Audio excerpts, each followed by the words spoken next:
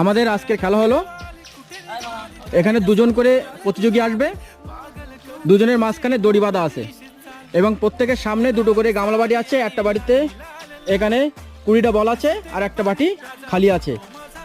ওই দড়ি টেনে এসে এই বাটির বল সামনের ওই খালি বাটিতে ভর্তি করতে হবে।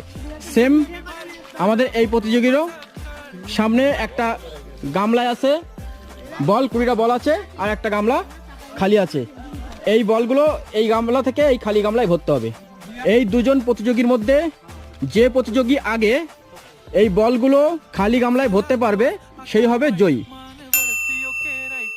সবাই বুঝতে তো? Ready, start.